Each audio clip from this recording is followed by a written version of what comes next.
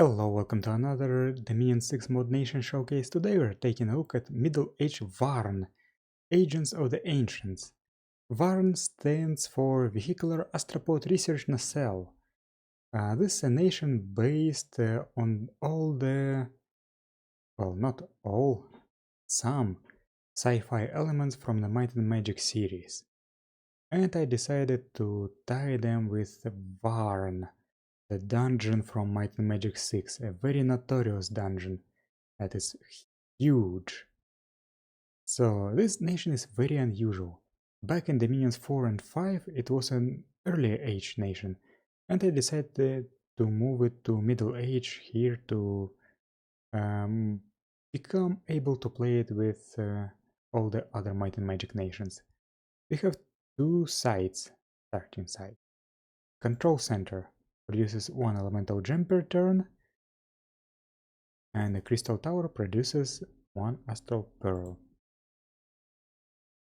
Let's take a look at the units. First we have the Sentinel Droid. This four-legged steel box with a, I guess, animal or lizard skull is based on the droids from Might and Magic 7. They have a bite, a blaster attack that deals armor-piercing non-magical fire damage. Poor amphibian, poison resistant, inanimate, need not eat, never heals, and dark vision. They also used the firing sound from Might and Magic 7 that is loud and well, it's special. The skills are actually slightly higher than those of the normal militia, but this is basically your militia, Sentinel droids. Then we have the patrol units. This is based on the patrol unit from Might and Magic 6. It has a melee shocker attack and the short range blaster. That's a ranged attack, but it has a relatively short range. The patrol units are Poor Amphibian, Poison Resistant, Inanimate, Need Not Eat, Flying, Never Heal, have a patrol bonus obviously, and Dark Vision. Defender of Varn. These are your main troops. They are based on the monsters from Might and Magic 6. They have one attack, Ankos. They are size 4 beings. They have high strength, decent skills, decent protection, decent armor. They're poor amphibians, poison resistant, inanimated, do not need to eat. They are still constructs, and so it's not very clear in the in-game lore whether they are constructs or living beings. Sentinel of Varn replaces the Ankos with the Falchion and gets purple pants. The Annihilator is based on a monster from Might and Magic 4 or 5, I think 5. It's this spidery thing with size 4 and protection 12. It has a claw attack and a Gatling gun that fires 10 projectiles a shot per attack, I mean. They are not armor piercing, but there's a lot of them. Then we have, let's take a look at this one first. They recruit Anywhere Sacred, the Crystal Walker based on a monster from Might and Magic 8. They have two Crystal Claws attack that are armor piercing slashing magic attacks. They are Sacred, Poor Amphibian, Poison Resistant, Acid Resistant, Inanimate, Need Not Eat, and Ambidextrous. They are strong if you buff them up, but their protection isn't that high. So they are... I wouldn't say that they are overpowered. The capital only unit is not a sacred, but still a very strong one. The Autobot. It's also based on a monster from Might and Magic 5 or 4, I do not remember exactly.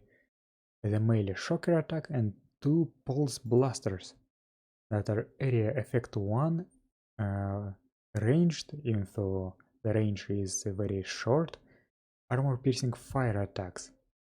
And they fly. They are strong, but they cost a lot.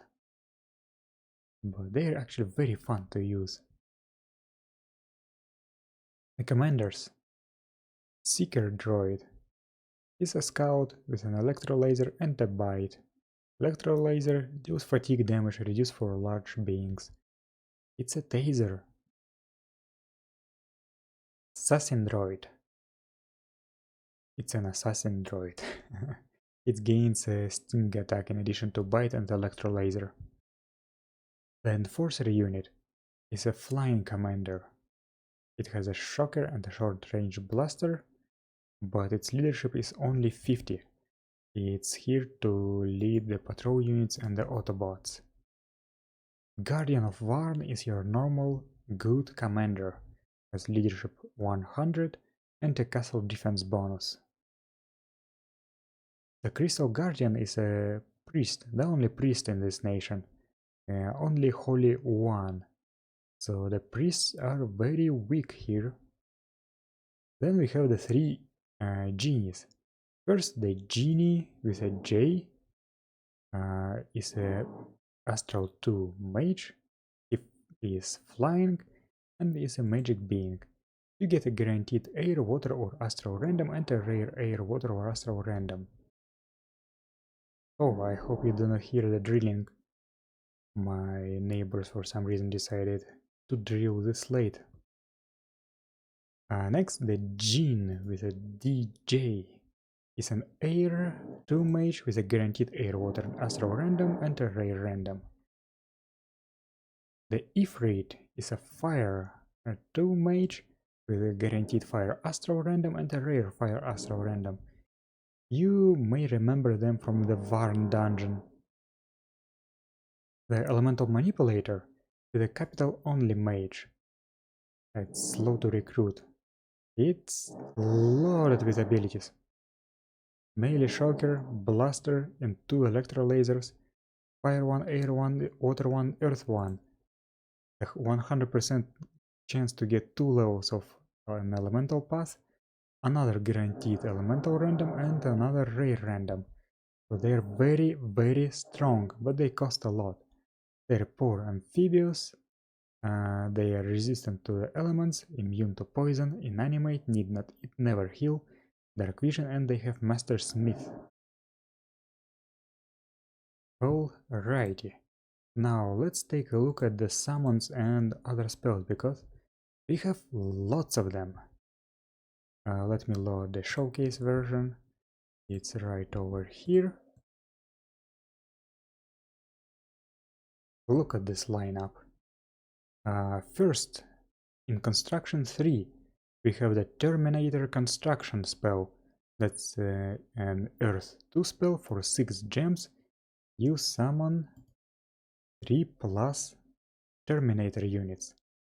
They have an armor-piercing saw, a shocker and a short-range blaster, and their protection is higher than normal. And they are also resistant to the elements. If you may remember them from Might and Magic 6. They are extremely dangerous there.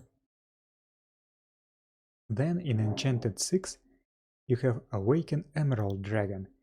That's an Astral 5 Nature 2 spell. For 25 gems you get 1 Emerald Dragon, who has 2 Crystal Claws, a Crystal Bite, and a Dragon Gas attack. It also has Fear, Magic Being, Poison Resistant, and it's Sacred. But it cannot fly.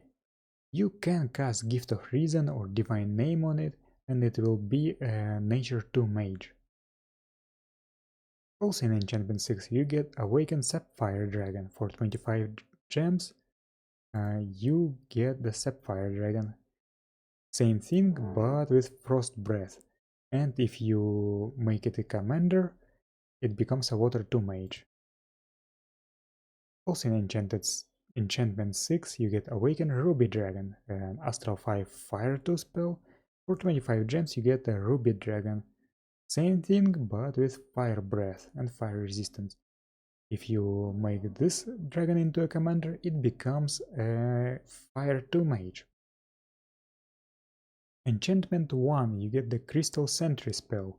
That's an Astral 2 spell. For 2 pearls you get 2 Crystal Sentries.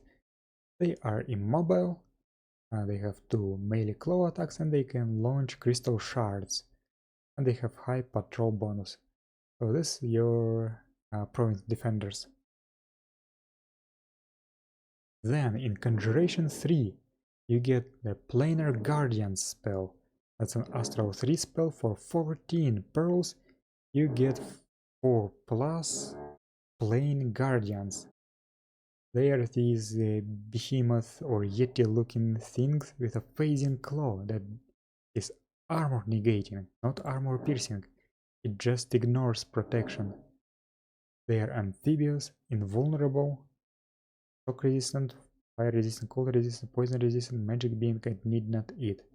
You may remember them from Might and Magic 8. Then in Conjuration 6 you get a Planar Army. That's an Astral 4 spell. For 26 gems you get a Commander, Plane Overlord, that also has a phasing claw and better stats than the Plane Guardian, and 14 Plane Protectors.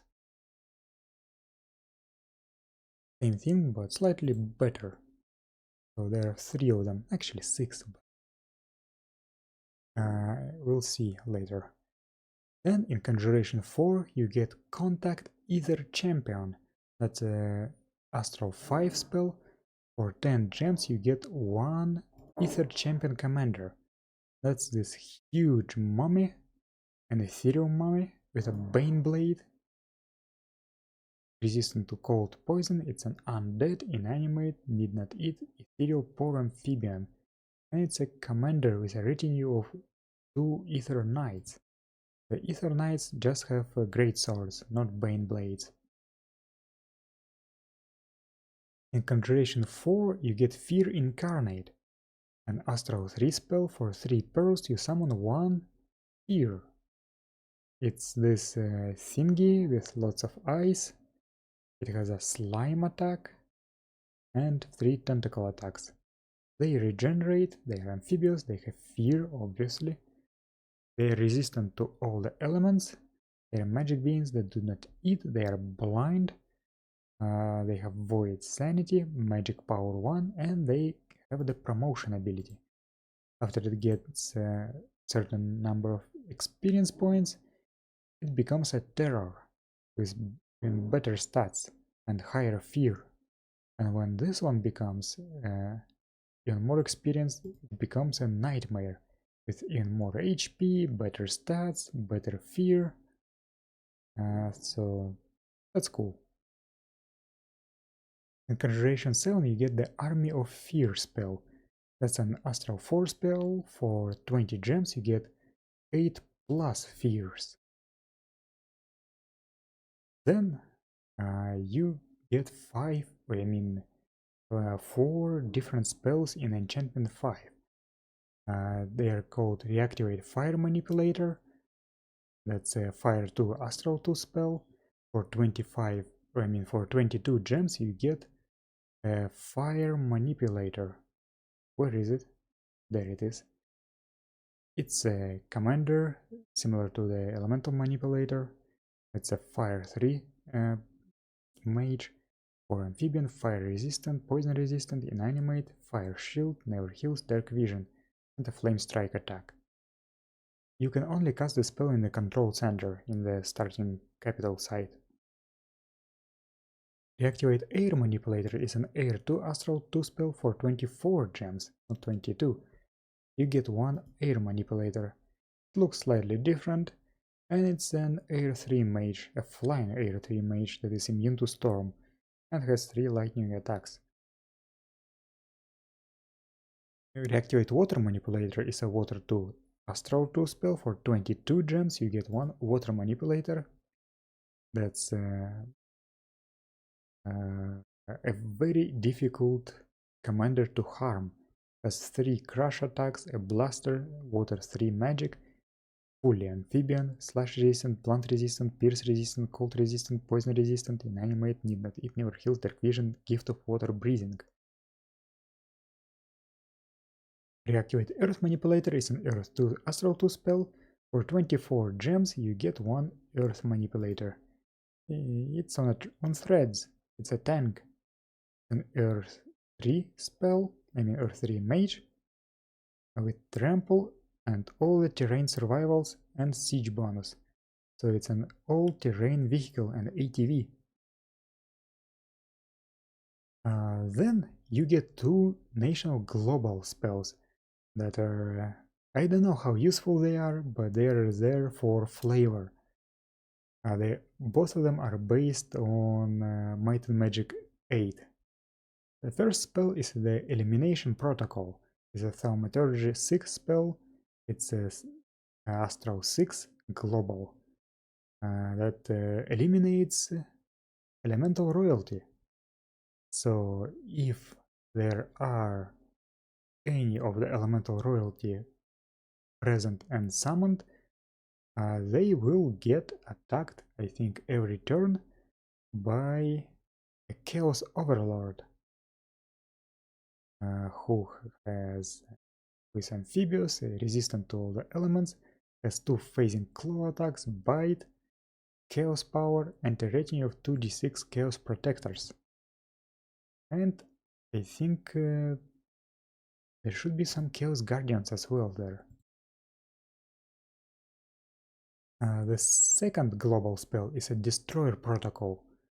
That's a Thaumaturgy 9 spell, an Astral 8 spell, and when it is active, there is a 15% chance that a province will get attacked by the elementals.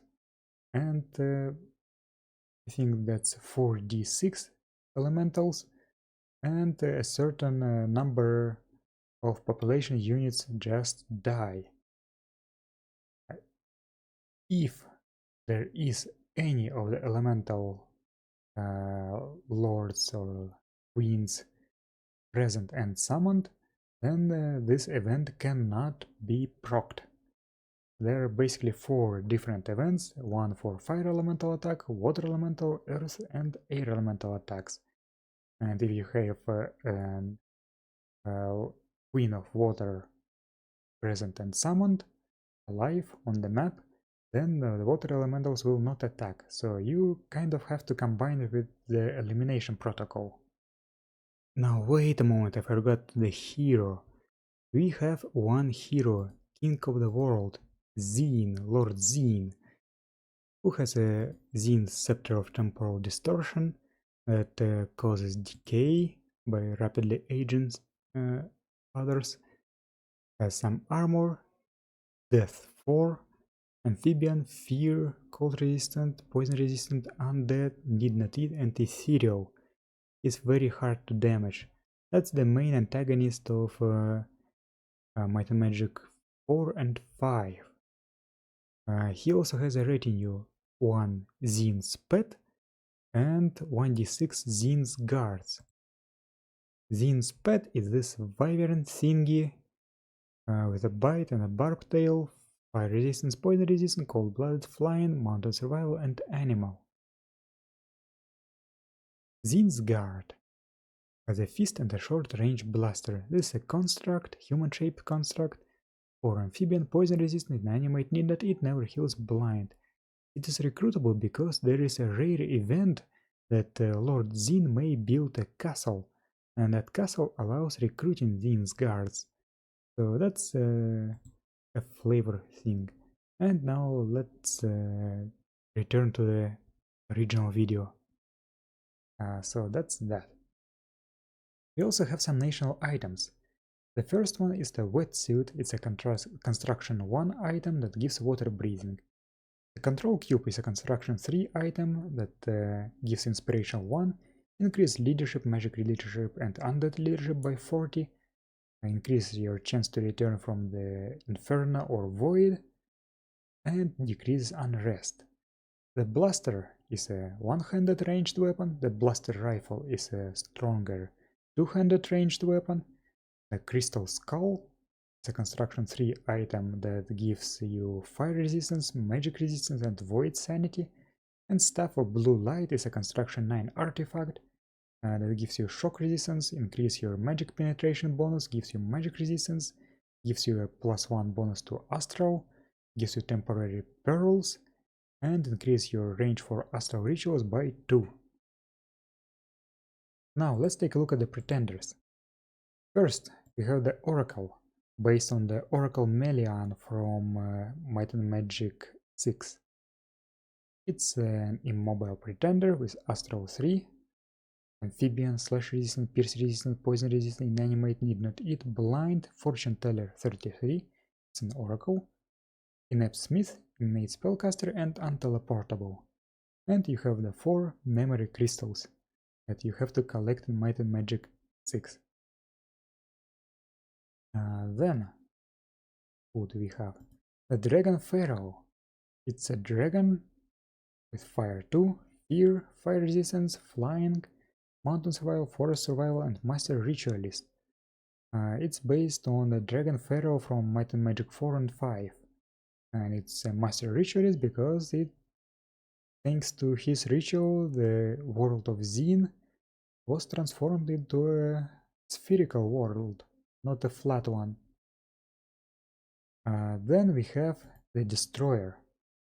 Of course, that the Eschaton, the Destroyer, the main antagonist of Might and Magic 8, has a retinue of 3 Crystal Walkers, has a Flame Sword that deals an area attack, some armor, Earth 2, Astral 1, Amphibian, Poison Resistant, Inanimate, Need Not Eat, Dark Vision, Fire Explosion on Death, generates probably Astral Pearls, Master Ritualist, and a Farcaster.